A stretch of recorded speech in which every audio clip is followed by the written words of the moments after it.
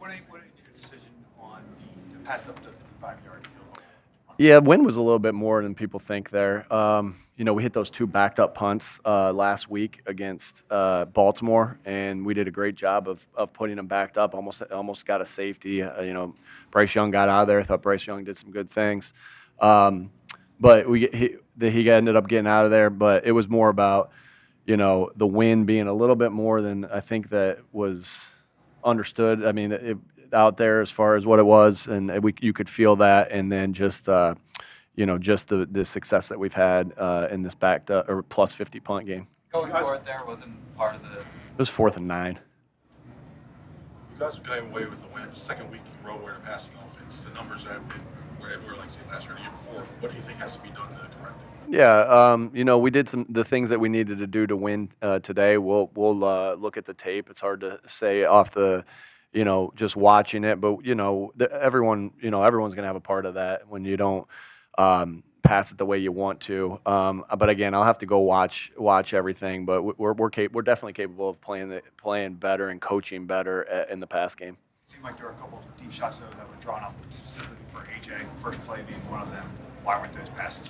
Well, sometimes there's different reasons for each one of them, and there's everything. There's so many things that go into making a play, and so making a deep shot like that, and different reasons for each one. I'll have to go back and look at it, but again, I think we definitely we're all going to come away from this coaching, playing, and say, hey, there's things we got to do better in the pass game, but our run game was able to do some really good things. I think that's fair. The questions of our pass game right now, but how cool is it that Saquon Barkley did? What was it, Bob? Team rushing record. Yeah, we have a team rushing record in whatever we're in week 13. So we were able to run the ball well today. Jalen had some really good runs. Saquon obviously did a great job. Offensive line did a great job blocking, and our defense played. It was kind of that. What did they call that? Bend don't break type defense. So they got some yards and were able to move the ball.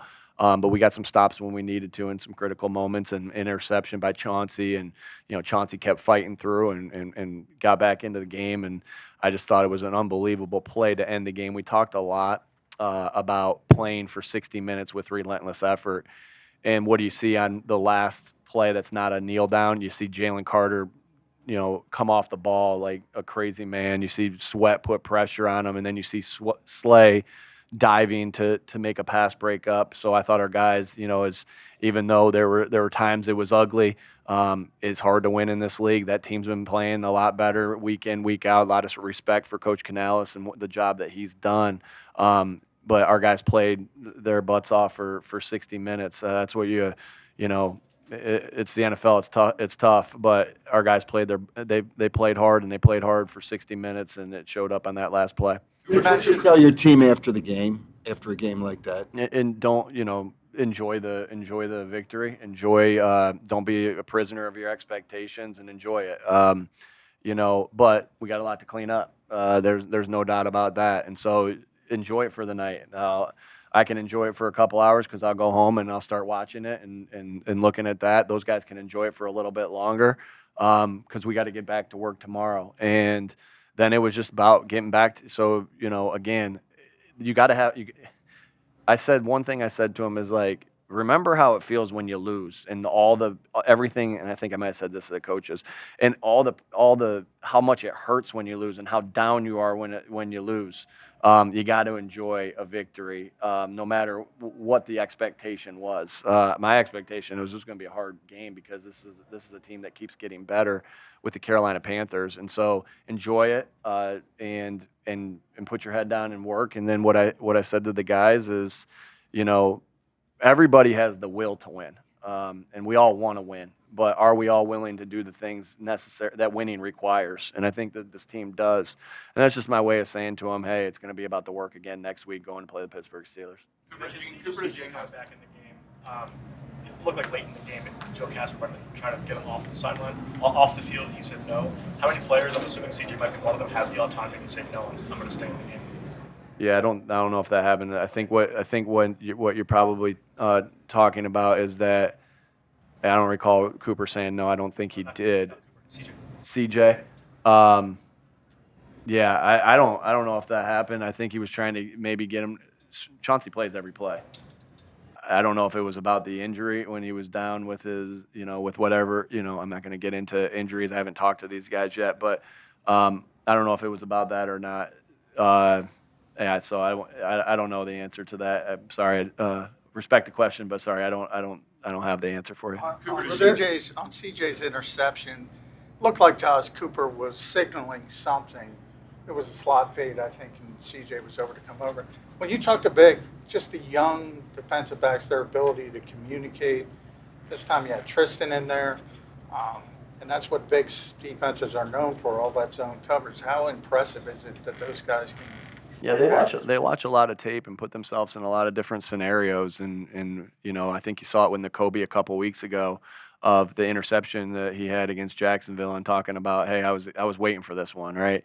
Well, that happens. That's so cool about the preparation that you put in all week. That happens a bunch. That happened with Zach Vaughn last week on a big third down stop against Baltimore. And so when those things happen and you see it, that's huge. But we also understand that the offense is going to show you looks that they've run in the past and do something else. So it takes good playing and good recognition, and our guys, again, I thought that was really good play. Cooper has to deal with a lot of different styles of receiver in the slot. What do you think specifically he can take away from going against Thielen today? I mean, he's been a guy in the Yeah, gosh, man, a lot of respect for Adam Thielen. He's been respect how he got into the league, respect how he made a way for himself, respect how he's turned into one of the better receivers in the NFL. I'm a big fan of his, and how he plays this game. And so, yeah, I think what he'll be able to take from that is the craftiness of him, because he finds ways to get open. And so, a lot of experience to not quite as much experience. And so, but you get an opportunity to learn from everybody you play against, and learn from that. That's our job, to make sure that we get better, win, lose, or draw, every time we step onto the field, and every time we play, and get better from it. And Coop's been doing a really good job of that, no matter who he's been going against. But a lot of respect to Adam Thielen, and the career that he's put together, and the game that he played today. A good player. Are there any adjustments you tried to be able to get done with his legs when maybe the passing game isn't clicking? Yeah, he's just a good all-around player, and so he has this ability that if things aren't, again, like we talked about, we didn't play to our standard in the pass game, but he's able to make plays in different ways. That's a huge asset that he has as a quarterback, and so, man, that was a huge third down, and I think 8 that he ran and got us a huge gain. It was around midfield, got us a huge gain. It was the last play of the third quarter. Man, what a big-time play that was to help set up a scoring drive right there. And so, yeah, I mean, he just, again, just think, I said what I said about him last week with, deserves to be in the MVP conversation, and I stand by that. He's done a lot of really good things, but like I said, as a whole, coaching and playing as a whole, everybody, it wasn't quite good enough in the pass game, but you got to give the Carolina Panthers credit for that. Last one. What'd you see on the legged play? Did you see it right away? I'm sorry? Did you see it, the legged play, when he dropped it? He had his back to me, and then the scoreboard never showed it. So I got some information from upstairs that they thought the ball hit the ground. Just like I thought it was a great call by the official. But no, they said it because sometimes you worry that maybe the official didn't see it clean, and they're going to review it. And the information I got upstairs is no, they made the right call there, and I said, damn right they did. What was your emotions like at that point? I mean, there's 52 seconds left to play, and you've had victory snatched from the jaws before. I mean, what's going on in your mind in the sideline right now? My mind is, okay, if he caught it, he scored a touchdown because he rolled into the end zone, and we have 3 timeouts and 52 seconds left to go. Let's go win. All right, thanks.